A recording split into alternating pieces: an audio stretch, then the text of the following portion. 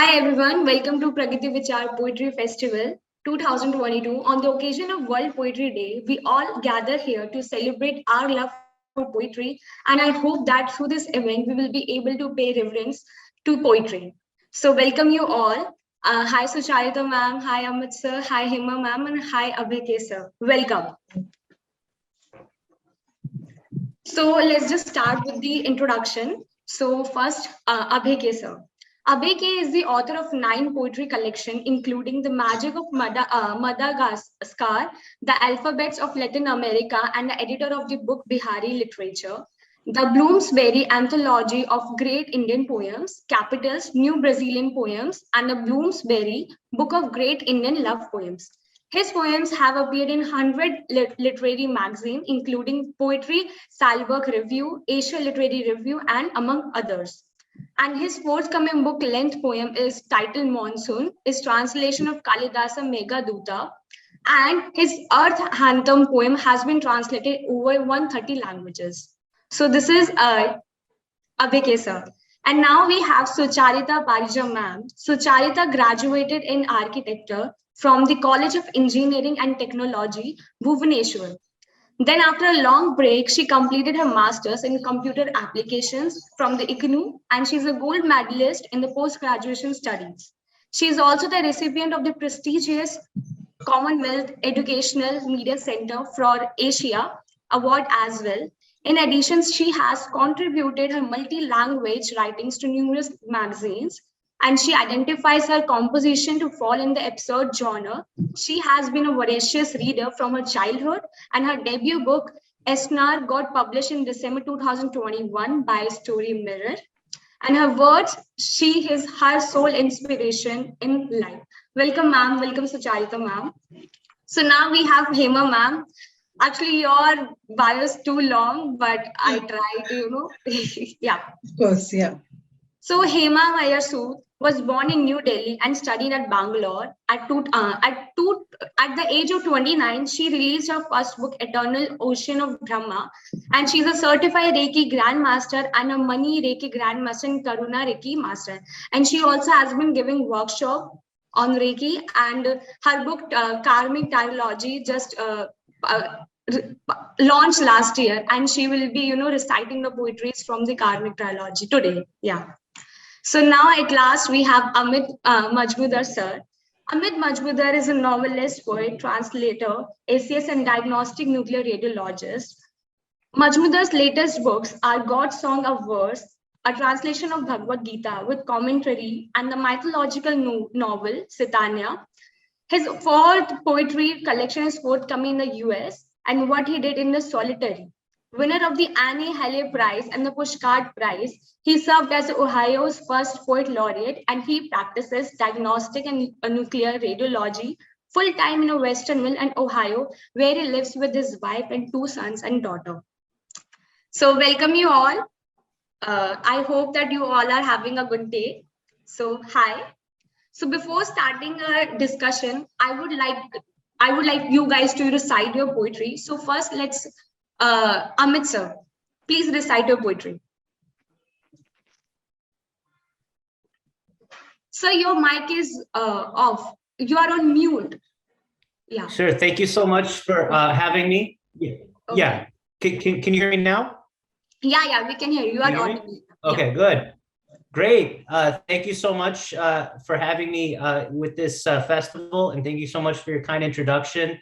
And I'm so happy to virtually meet all of my fellow poets here. Refresh my memory. How long should each of us read? Actually, each poet has 5 minutes, but you can take 6 minutes because Hema ma'am would like. I'll try and take 4 minutes. How about that? Yeah, okay. No Just problem. in case someone else takes 6. Yeah, fine. Thank you so much. So the first poem that I'll read is called Dot Head. And dot head refers, to the bindi, and it was a pejorative term that was used for Indian American immigrants back in the 70s. Okay. And this is kind of about, I'm based in America. I was born and brought up in the United States. And so this is about that. And usually when I read it, I have to explain, the reference to Shiva Nataraja at the very end, but I don't have to do that for this audience, I think. Okay. So it begins in a high school cafeteria, and it ends with the Tandava Nritya. So this is called Dot Head. Okay. Well, yes, I said. My mother wears a dot. I know they said third eye class, but it's not an eye, not like that. It's not some freak third eye opens on your forehead on some Chernobyl baby. What it means is, what it's showing is, there's this unseen eye on the inside, and she's marking it. It's how the X that says where treasure's at is not the treasure, but as good as treasure. Okay. All right. What I said wasn't half so measured. In fact, I didn't say a thing. Their laughter had made my mouth go dry. Lunch was after world history. That week was India. Myths, caste system, sati, all the greatest hits. The white kids I was sitting with were friends, at least as I defined a friend back then. So wait, said Nick, does your mom wear a dot? I nodded, and I caught a smirk on Todd. She wear it to the shower and to bed? While Jesse sucked his chocolate milk and Brad was getting ready for another stab. I said, hand me that ketchup packet there. And Nick said, what? I snatched it, twitched the tear, and squeezed a dollop on my thumb and worked circles till the red planet entered the house of war. And on my forehead, for the world to see, my third eye burned those schoolboys in their seats, their flesh in little puddles underneath, pale pools where Nataraja cooled his feet. And the next poem I'll read is that poem was written years ago. And the next poem I'll read is actually a very, very recent one. And it's very much related to it because it's about Ganesh. And it's simply called Ganesha, and it begins by talking about elephants, some actual true things about elephants. And it's about, well, the reason I'm reading is because it's related to Dot Head, because it also deals with like how you answer the most typical questions about India and Hinduism and things like that, where they're like, well, why does your God have an elephant's head? So this is called Ganesha. Okay. Because elephants, after months of wandering, circle home to the noon-hot bones of their dead and stroke each one as tenderly. As I stroked the cheek of the newborn daughter, I gave my grandmother's name. Because they toss water over their brown-gray backs with the generous joy of children in a swimming pool, cupping and flinging handfuls of diamonds over one another, tycoons for an afternoon. Because elephant brains on MRI are anatomical echoes of yours and mine, except for a bigger hippocampus, seat of memory, back pocket bulging with a wallet stuffed full of the past. Because the tusks we killed them for became chess pieces and Chopin nocturnes, everything given, everything forgiven, as the first flies licked the raw red sockets and the listless tail swished twice. Because this is the floppy-eared face of memory and matriarchy I hope to find in heaven. So when you ask me why my God has the head of an elephant, I guess my answer is, why doesn't yours? Beautiful. Thank you. Thank you so much, Amit sir, for sharing your poems. It was very beautiful. And now, Abhay sir, please share your poems with us. Thank you, Amit. It was a joy to listen to you. I mean, for the first time, I'm listening to you, and it's such a pleasure. I'm joining you from Madagascar, and I'm just continuing with Dothead and Ganesha. It's a poem called "The Night of Shiva's Love." So the same family. Okay. I just bring in Parvati, the mother. So this is after Kalidas Kumar Sambhava. So it's a kind of imagination on, or a rewriting of one of those passages from Kumar Sambhava. Shiva married Parvati, the daughter of the Himalayas. After a month long of love making at her father's home, they set out for honeymoon in the deep forests, on boats floating in the high mountain lakes. Shiva placed his hand on her navel and loosened her silken robe. She tried covering Shiva's eyes in vain. The third eye still looked on. She kissed Shiva gently, keeping her lower lip unharmed. Shiva bit her lower lips. She trembled in pain at night. Glimmering under the moonlight, fragrant with sandalwood, Shiva offered Parvati wine to drink from the wish-granting kalpa tree. To lessen her pain, to take away her shyness, to heighten their lovemaking, drunk, Parvati's eyes smiled. Shiva drank from her mouth. Lifting her up, raised her hips, and entered her house of jewels. As they loved, the moon glowed brighter. Stars sank low in the sky. Their bodies bearing sweet pain of nail marks and love bites. She was still unquenched at dawn, his thirst for Parvati ever growing. Filled with passion, made love to Parvati again and again. And the night of love lasted 25 years long. Thank you. Very amazing. Yeah.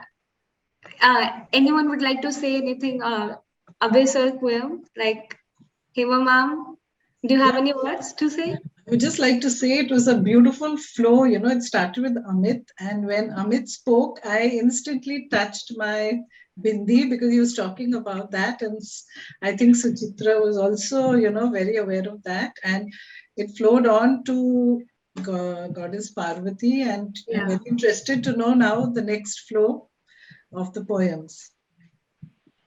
Thank you so much, Abhay sir. Okay, so do you have another poem to share? Well, I mean, it's a short poem. It's called Soul Song. It's my first poem, so I would like to share it. Yeah, okay. I was always here as blowing wind or falling leaves, as the shining sun or flowing streams, at chirping birds or blooming buds, as the blue sky or the empty space. I was never born. I didn't die. Thank you. Wow. Wow. Your poetry, it's kind of, mesmerizing the way you reciting it. It's amazing. Yeah, actually. So thank you so much, Abhay sir. So Hema ma'am, please.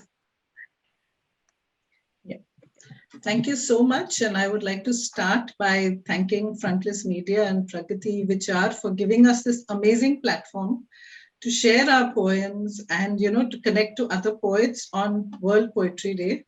It's such a pleasure and privilege. So I would like to be reading out, this is my first book of the trilogy, Karmic City, the City of Lord Brahma. So I will be reading out a poem from each book of the trilogy. And the first poem is Chaitanya from this book. When my eyes close to the outer world of glitter and glamour, my spiritual eyes open, and I awaken to perceive an unknown world. When my ears close to shut out the noisy clamor, overwhelming my senses, I hear a whisper echoing in the golden depths of tranquility.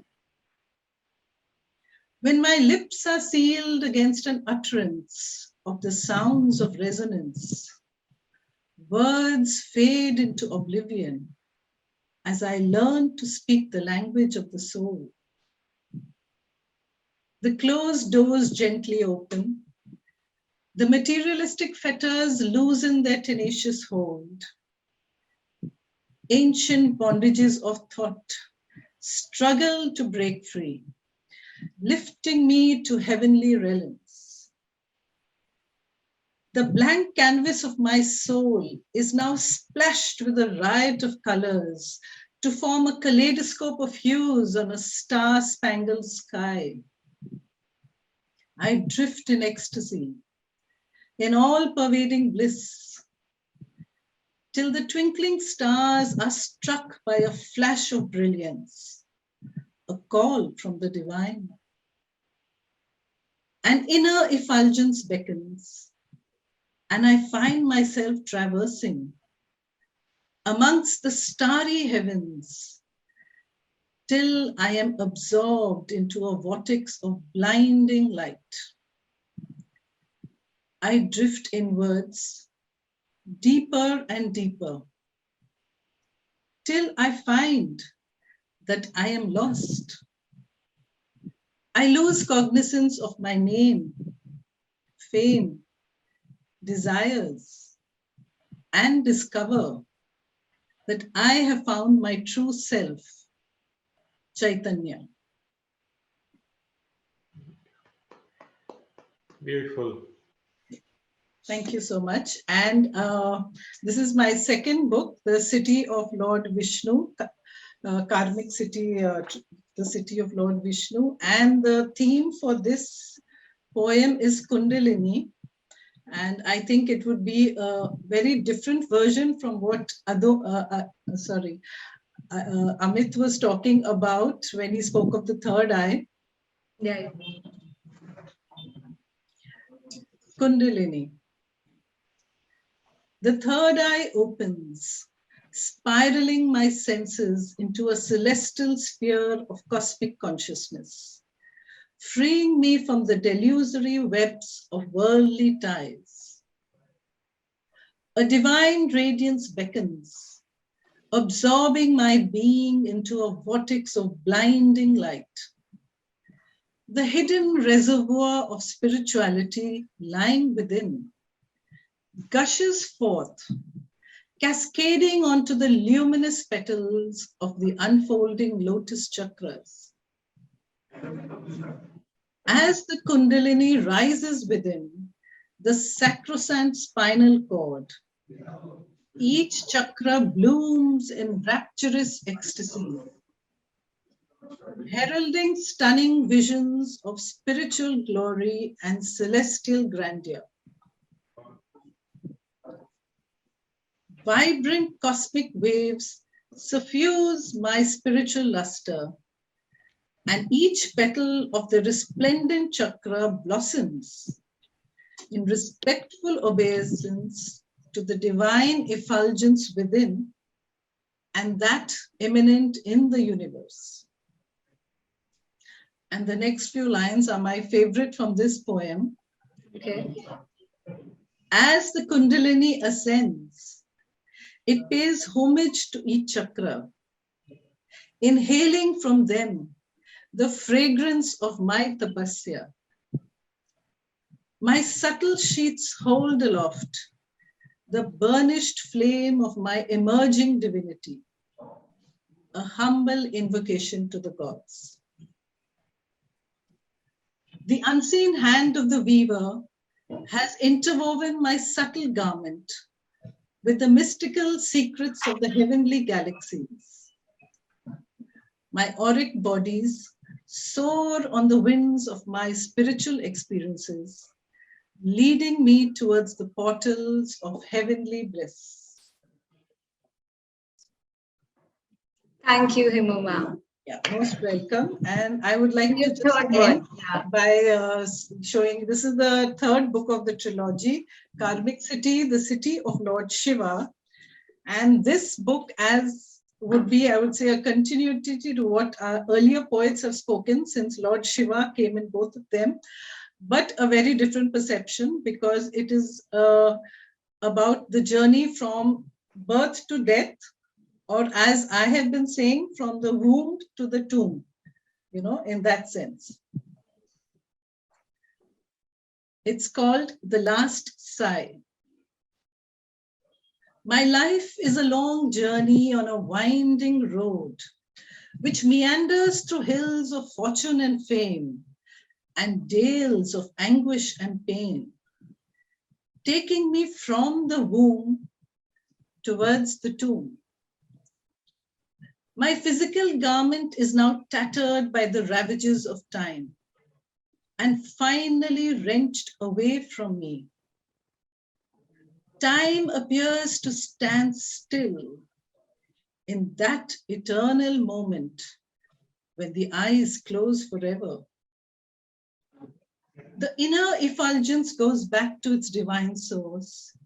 The tattered garment returns to its physical source. Another long journey begins as I traverse amongst the twinkling stars, from the tomb to another womb. Life is an unending game where our souls are draped with the 5 colored elements and passed from weaver to dyer to fulfill our karmas and enact the roles we have to play, from the first cry to the last sigh. Thank you. It has been my privilege to present the poems from the Karmic City. Thank you, Hema ma'am. Now you are happy that you recited your 3 poems which you wanted to. Yeah. So thank you so much. Now, Sucharita ma'am. Yeah, thank you so much. Actually, my poem is a bit different, but a bit of similar to what Hema recited the last one. Okay. Something similar to that. The title is Burn Them Completely. There is an unlimited area in my life's cabinet for the ever-growing greed who doesn't stop increasing. The desire never ends here. There is invariably a place to hold more and more greed. Even after a flourishing career, after getting a suitable partner, traveling worldwide at leisure, achieving name and fame, or with regular incomes, I always had a spark within. It was my wild rage that was frequently flying out of me to the farthest. Anger was only a tiny flame, yet the fury turned wild. It escaped quickly to devastate me later. I always wonder how. My resentment grew from a seed to a big tree where the roots went beneath me. A small sapling of bitterness, it grew into the plant of revenge.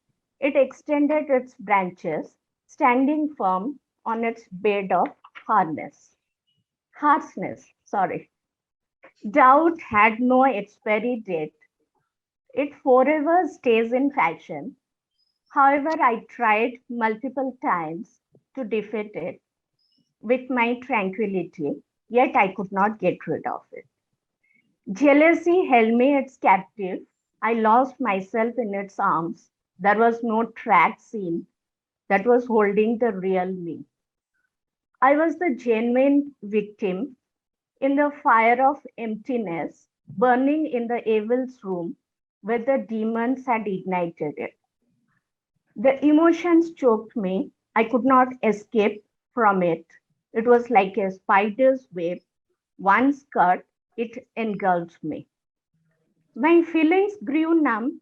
I could not differentiate between love and hate, trust and resentment, revenge and forgiveness, empathy and apathy.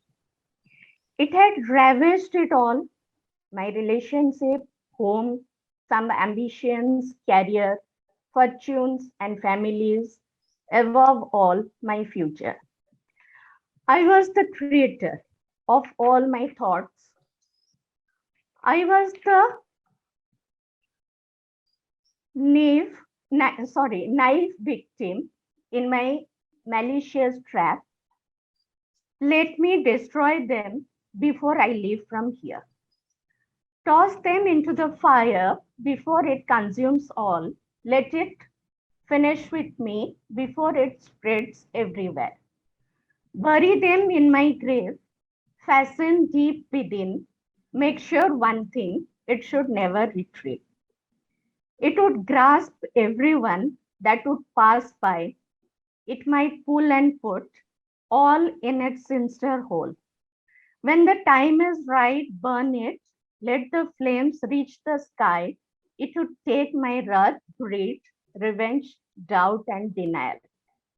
Burn them all in the very fire that would arise from my funeral blaze. It would turn me into ashes after I depart from here. It will be Diwali once over in the heart of my soul. Lamps of harmony and love, they will shine brightly in every nook and corner, even if I'm not there anymore. The new moon of emotions, they will ascend once again somewhere else. Day after day, they will thrive. It will expand into the tree of wrongs to get burnt again in Diwali fire. The cycle will go on till the world exists, yet burn my wrongs with me in case it extends like a pandemic. Thank you. Thank you so much. I know it's very different because it didn't bear any god or goddess's name. But this is the poem I have written very recently, maybe 1 month back. Whatever the wrongdoings or whatever, which is in my words, just burn them, and it just burn them in my funeral blaze. That's all. And I really liked Amit, Hema, and Abhay's words. And Hema, what I told you, the last one, it's some kind, has some similarity to this one. What I have, yeah. Thank you, and thank you, PragatiE Vichaar, for giving me this opportunity. Because this is my first time I'm reciting a poem in front of everyone. So very grateful for that. Thank you so much. Thank you, Sucharita ma'am, and your poem was so beautiful. Thank you so much for sharing it. And thank you everyone for reciting your poetry. And it was very amazing. So let's just start with the session. So session topic is everyone can be a poet in the journey of life. Okay, so my first question. As you see nowadays, everyone claims to be a poet on social media, right? Is it helpful for the art or is it harming the essence of poetry? So, Amit sir. Oh, I think that social media is, it's a good way for poets to connect, and it's a good way for poets to get their work out there. I think that, more the merrier. I don't mind I don't mind more people writing poetry, even if it's not the kind of poetry that I necessarily care to read or write. So I'm all about the the dissemination of people's work, and that encouraging more people to write in whichever way. Thank you, Amit sir. So, Abhay sir, what's your take on this?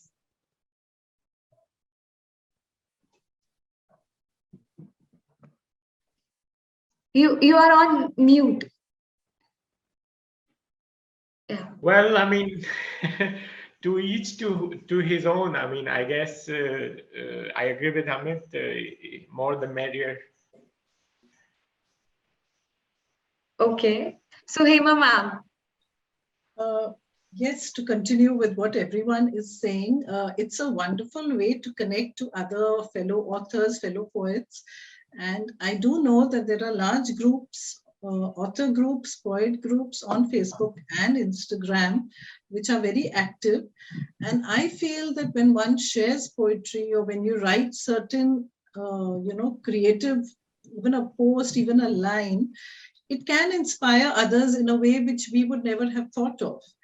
And I do not believe that the essence of poetry could be harmed or belittled if someone does write something negative, or if they post something which is not kind of acceptable to many people. I feel the poet or the author would be harmed, but the essence of poetry, and poetry is larger than all of us. It's a collective. It's a collective of universal thoughts, and each one of us just adds our drops to that wonderful reservoir of knowledge.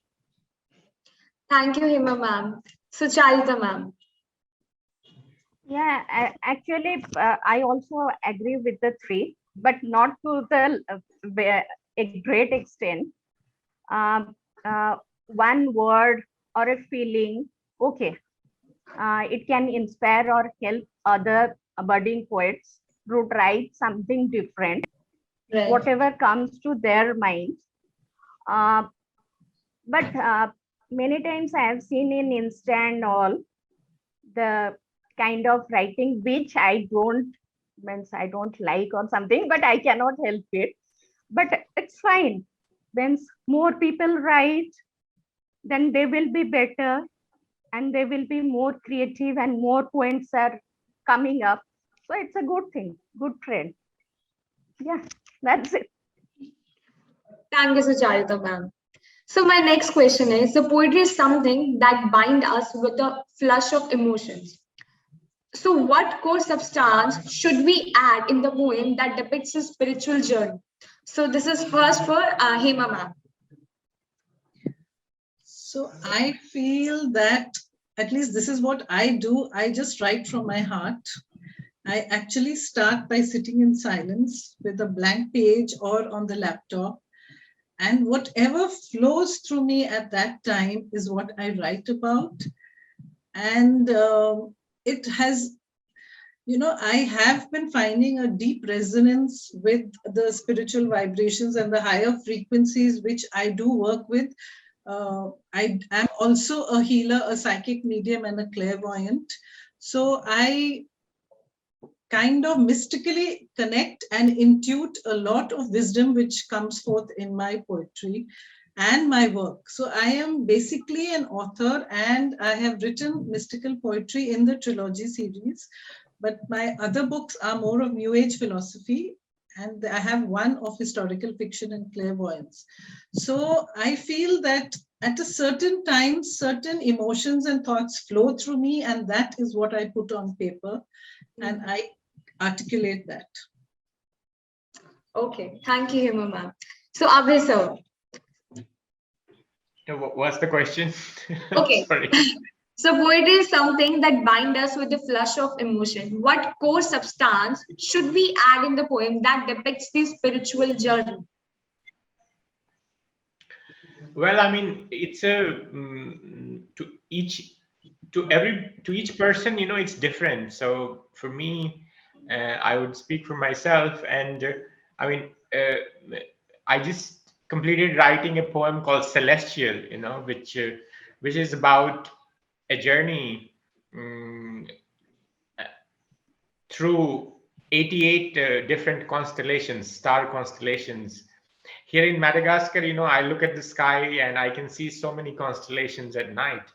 And, I find them so fascinating. So I thought, why not to make a thread, a poetic thread through all these. And, it's to each poet, I think it's different. And for me, I get inspiration from my surroundings, what I read, the people I interact with, birds I see, and so on. So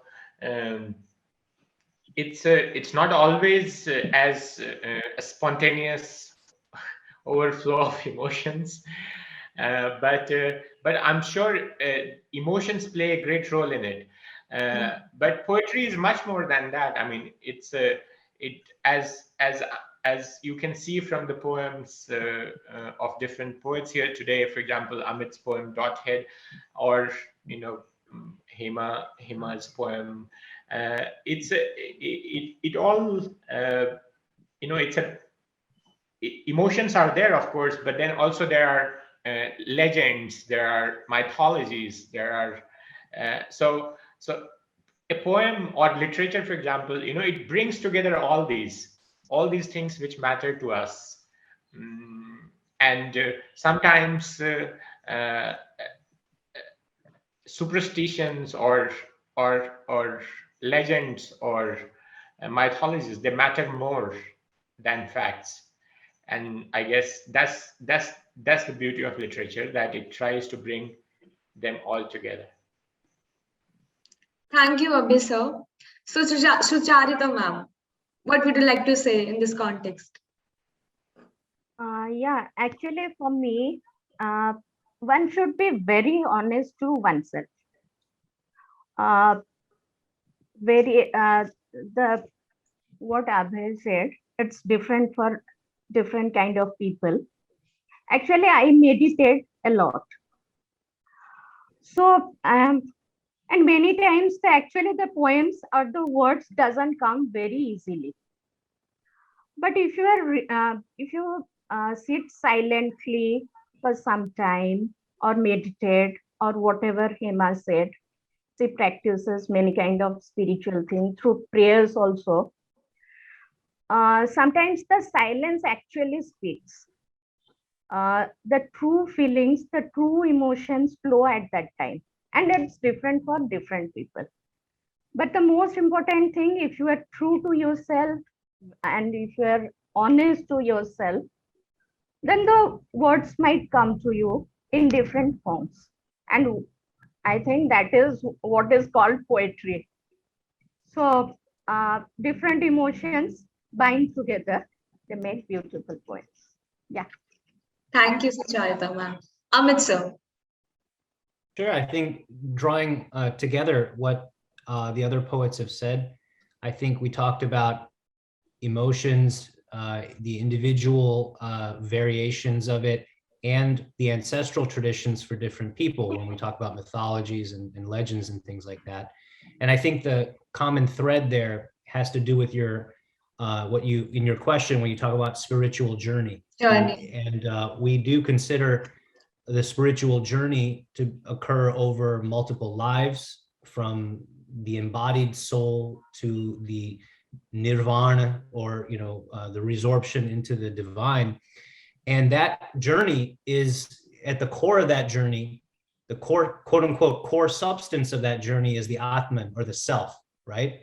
Okay. And so when we talk about the emotions, when we talk about meditation, prayer, mythology, legend, all of that stuff, it is all the inheritance of the self. And I think as you put the inheritance and the experience of the self into that narrative of the spiritual journey, you have the protagonist of that journey right there. You have the traveler, you have the journeyman, and that is the self. Thank you, Amit sir. So my third question, as you all know, that this session is solely based on journey and imaginative and spiritual theme. So my question is that no one has got a thought of writing a poem out of nowhere. We need some inspiration, emotion, right? So how did you start your journey as a poet? So Abhi sir, you are on mute again. Yeah. I started writing poems I had no intention of becoming a poet or, writing poems actually. And I was writing a memoir the first 25 years of my life in Moscow. And then, when I was writing this, I was thinking about my days in Delhi University and the walk I used to take from Kirorimal College to the Rose Garden through St. Stephen's College. Okay. And it was that time that the poem, the Soul Song, came to me, which I shared with you earlier. And this was my first poem. And then in Moscow, I had this, uh, you know, mm, this feeling that poems sort of they started flowing out of me in the sense, I had after I finished my memoir. Uh, I felt like, that there was something, there was overflow, like as you say, emotions, because Moscow was so beautiful. And I was mm, uh, interacting with a new culture, a whole set of new things were before me. And it was kind of a shock, and it was kind of exhilaration. So it was completely coming across a completely new, uh, everything new, and so I started. I started writing poems. They started coming to me, and Okay. I used to have a blog that time called Ideas and Universe, and I used to put these poems there, and there used to be so many comments about these poems. So and I had no idea about like poetry magazines or poetry journals. Or I had never thought that I would ever publish a book of poetry, collected poems. So it all happened naturally, or I would say that poetry chose me rather than Okay. me That's choosing amazing. poetry. Yeah. Thank So you. Amit sir. Sure. So yeah, I began very early. I actually started writing spy novels when I was 12 or 13 years old. Okay. And they were actually James Bond novels because I didn't understand copyright infringement. And I used to write all these spy novels. I was this little kid, and I would just imitate James Bond novels and James Bond movies in writing. And then something changed where I stopped reading spy novels and I started exploring like Dante and Nietzsche and all of these other writers at a very early age. And I suddenly felt that spy thrillers wasn't where it was at, and that it was more, poetry was more interesting. And then I still write a lot of fiction and I do a lot of other stuff, but I wrote a lot of I started writing a lot of poetry, and that was when I was in my teens. So Okay. I never stopped. I just keep going. Yeah. Hema ma'am.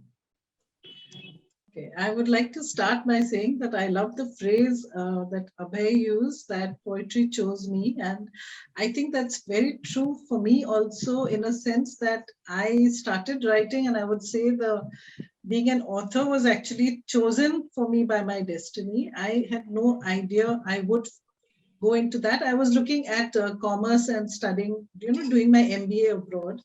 But in my early 20s, I read the Gitanjali by Rabindranath Tagore. Rabindranath Tagore, and I was deeply stirred by his soulful expressions and the beauty of the words, just even a phrase or a line, it had so much of meaning. And the next book, which really moved me a lot, was The Prophet by Khalil Gibran. Khalil Gibran, right. And both these books made a very deep impact on me.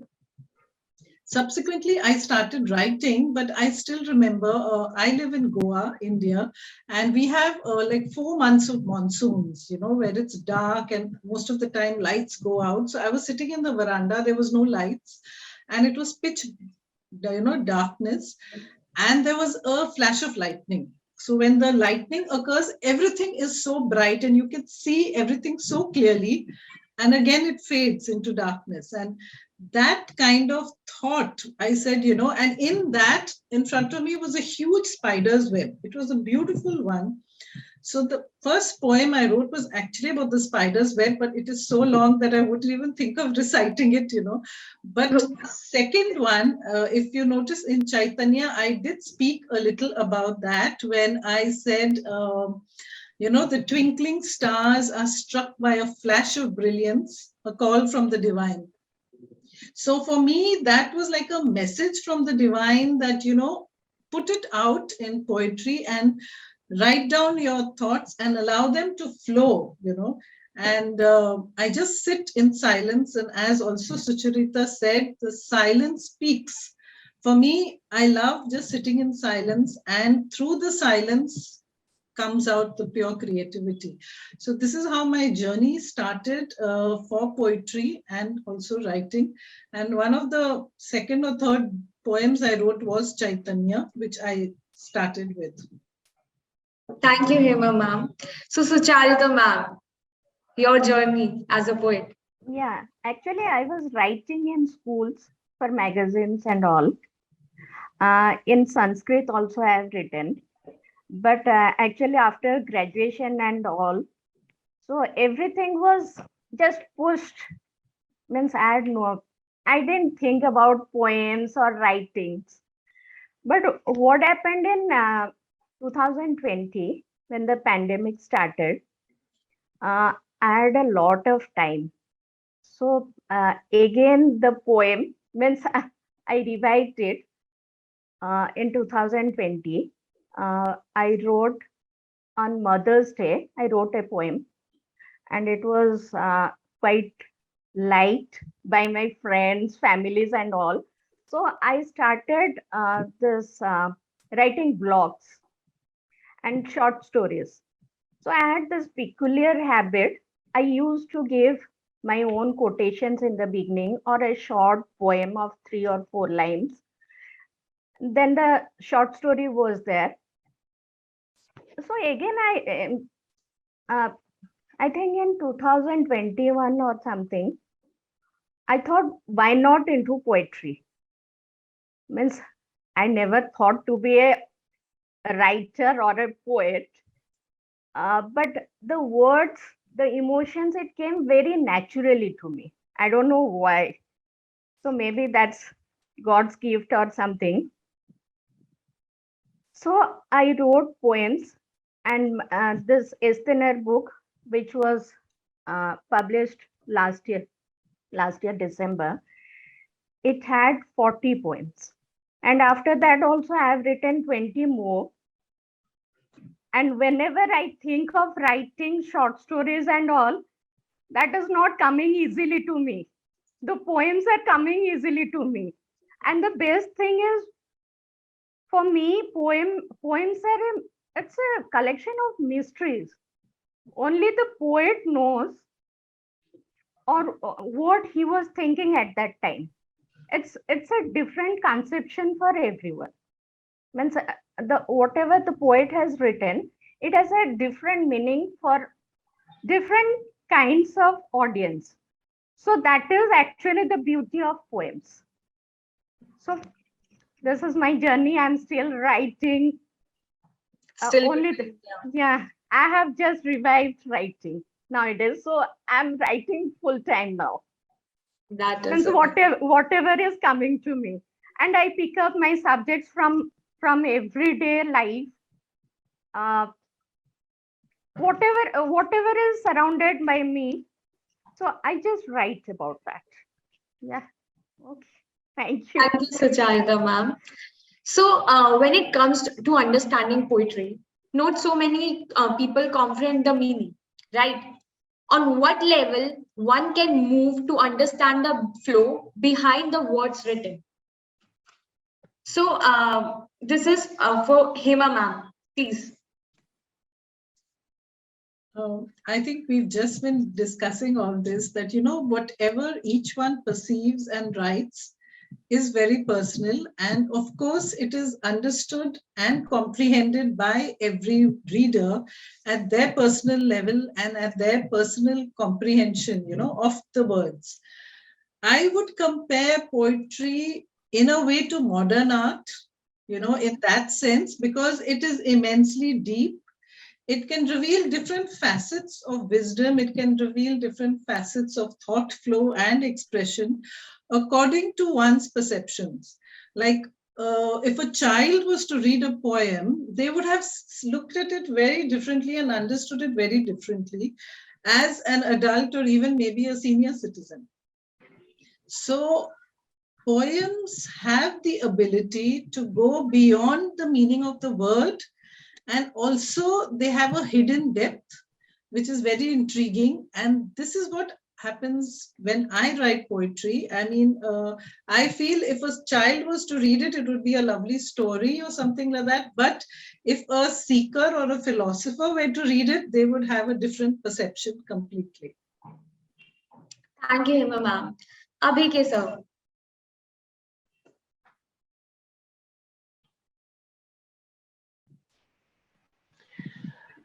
I was so fascinated to hear Hema saying, talking about Gitanjali and Prophet. I think these two books are, and Monsoon, mentioning Monsoon in Goa. New poem Monsoon is just coming out next week, and it's so to coming to the, I just wanted to connect with those thoughts. And poetry is as Hema was saying, that poetry, it acts at different levels. And in his novel lecture, Brodsky, one of the great Russian poets, he says that poetry is the only form of literature which works at three levels at the same time. The cognitive, three levels of perception, at the cognitive level, and poems also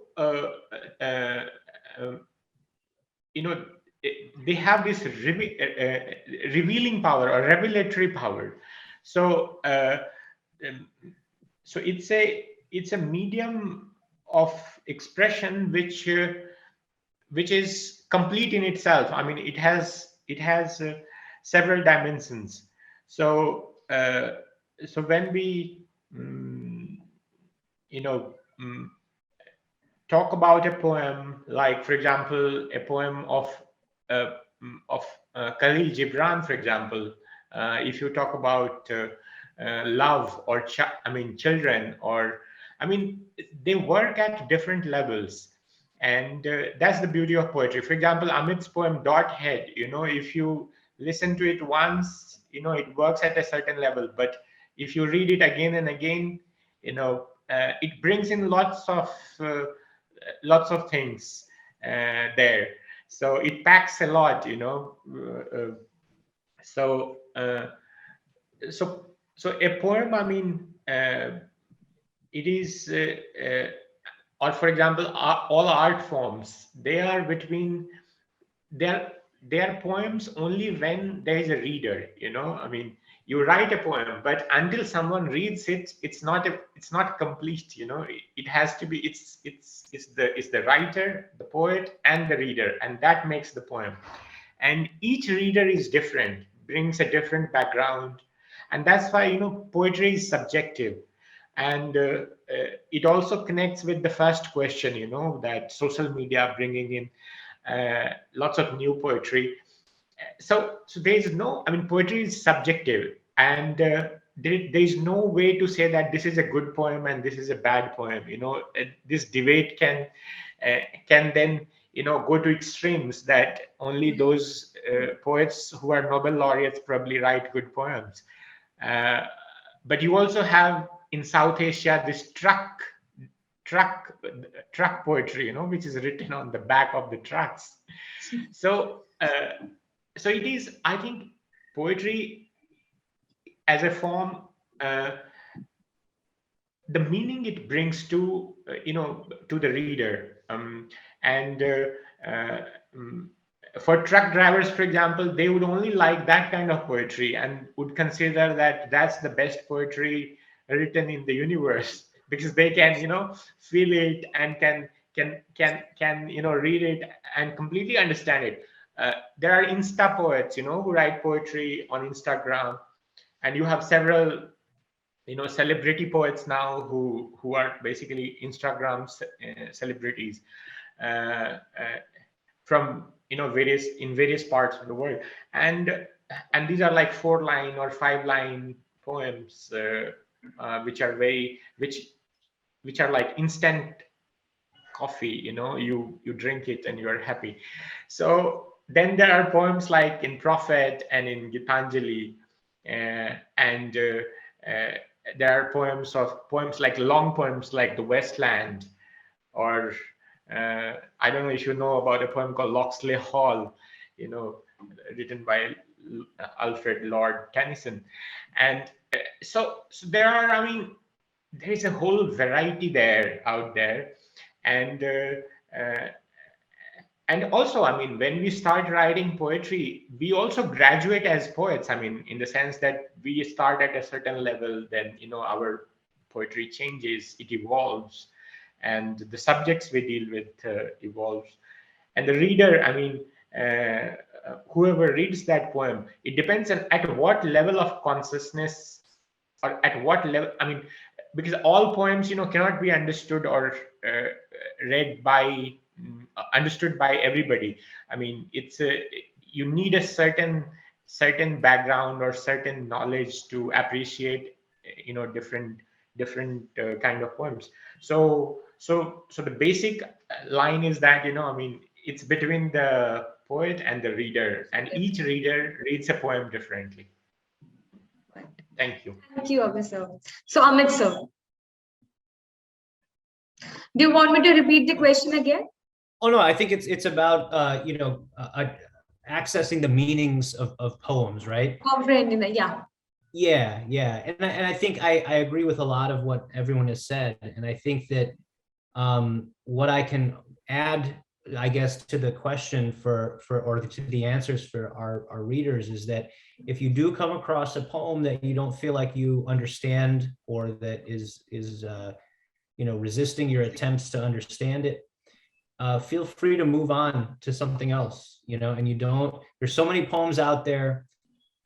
There's no one poem that has a greater claim on you than any other. And I feel as though there's no need to, make it a sort of, an assignment to yourself or anything like, oh, everyone says The Wasteland is really good, so I should, bang my head against it.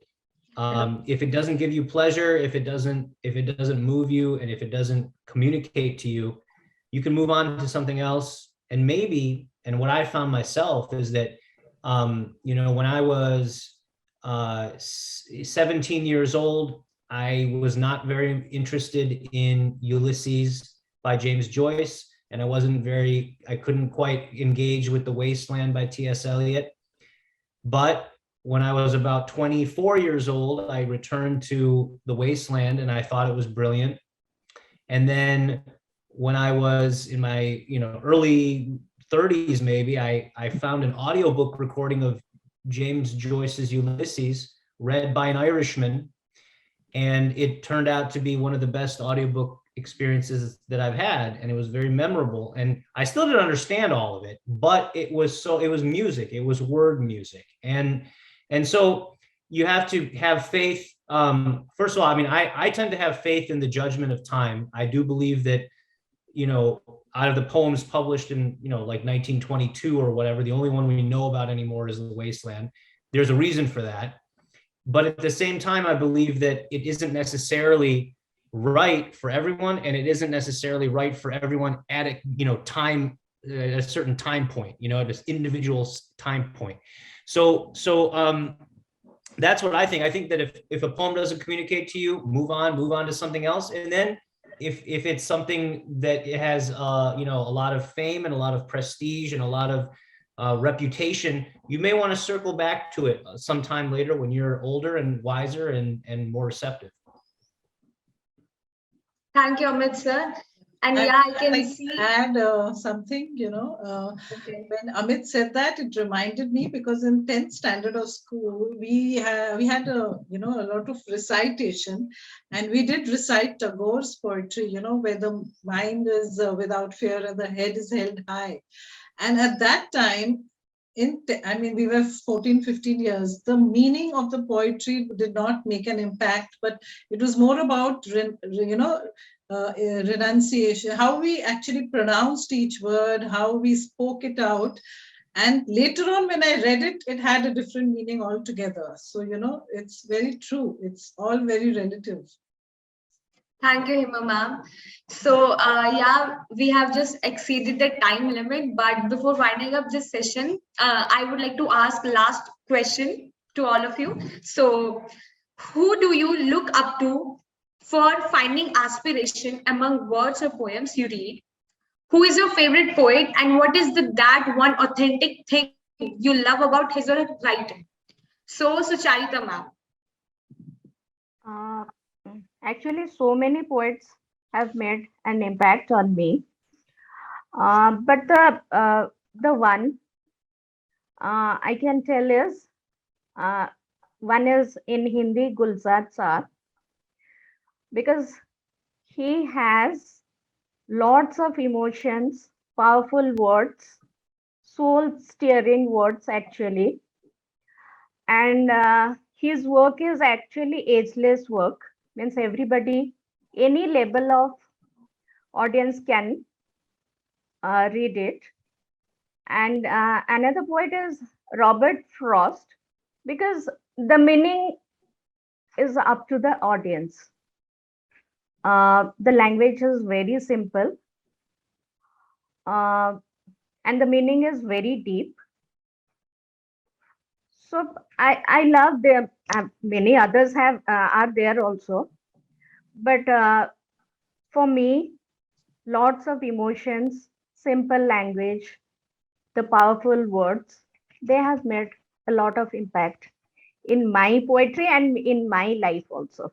So I don't want to exceed what you said, the time limit. So for me, this is all.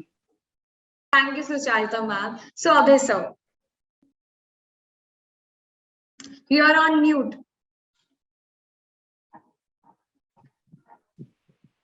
For me, Kalidas is one of the most inspiring poets and has inspired me to write, translate his works, and also to write this new poem called Monsoon. And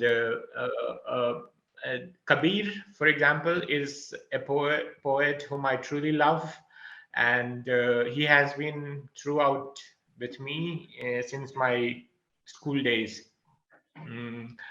Ramdhari Singh Dinkar, whom I read when I was in class 4. And since then, I have never stopped reading him. He was India's national poet in 1950s, and his book Rashmi Rathi is my all-time favorite. It's about the life of Karn in Mahabharata, and also a book which inspired me to become a diplomat. So it's a Ramdhari Singh Dinkar, Then Tagore, of course, when I was writing my civil services exam, I wrote that poem in the essay, where the mind is without fear and the head is held high. So, I have this connection with Tagore. And then, I have rewritten The Westland in the South Asian context. And it's got, so T.S. Eliot is one of my, all-time favorite poets. I don't think there is any other poet, living or dead, who matches his style. So truly a great inspiration for me. Wisława Szymborska from Poland. She's one of my all-time favorites. Anytime I read her, I find something new. She's so witty, she's so full of wisdom, that anything she writes about, has a new insight. There are so many more, but these are Pushkin from Russia, Du Fu from China, from Latin America, Pablo Neruda, all-time favorite, Octavio Paz, and Walt Whitman from US.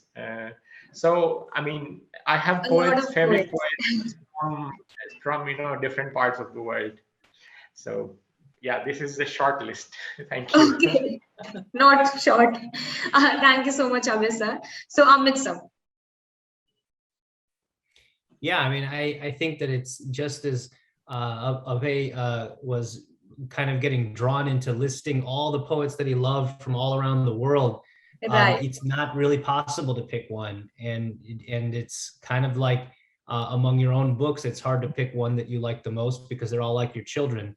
And Right. with this, they're all like your grandparents, and all like your parents and grandparents, and you can't pick among them. But I know that when I was just starting out, Shakespeare and Emily Dickinson were very, very the most formative influences on my work. They're both very different poets. One is very garrulous, has a lot of voices. The other is, she just does her own thing, and she barely ever left the house, and is more spiritual. But they're almost like the two poles, or the two ends of the spectrum in poetry and in poetic art for me at that time. And at some way or another, I've written within the two poles of that world ever since. Thank you, Amit sir. Hema ma'am. Yeah, I think I've really heard a list of the most illustrious poets. And just to add a little more, I first read poetry and in school, it was part of our curriculum, along with studying Shakespeare. But the poem which had a deep impact on me in my school days was Daffodils by William Wordsworth. And I often think of it, and I still remember, the feeling of happiness and joy when I had read that poem. But as I mentioned a little earlier, my favorite poet is Khalil Gibran, and it's going to be 100 years next year. The book was out, The Prophet was released in 1923, but the kind of timeless spiritual wisdom that he's given on a range of topics like eating and drinking, clothes, children, crime and punishment, religion, beauty, friendship. It's amazing that he's covered so much in one book, and it is valid even today, 100 years later. And always, I think our Nobel laureate Rabindranath Tagore has been a very deep influence, and Shakespeare. I have loved reading Shakespeare, and I've studied through school and college, and they've all had a deep impact on me. Thank you, Hema ma'am. And yeah, when I read Khalil Gibran, The Prophet, and it really touched me, because, the life delicacies he portrayed so well. Yeah, so he's also one of my favorite poets. And thank you so much. Thank you, Sucharita ma'am. Thank you, Amit sir. Thank you, Abhay K sir. And thank you, Hema ma'am, for joining us today. And I've learned so much from you guys. And I had a very, very, great conversation with you. And I'm hoping that people, will learn from you and will get inspired, whatever you just teach us. And thank you so much. Thank you.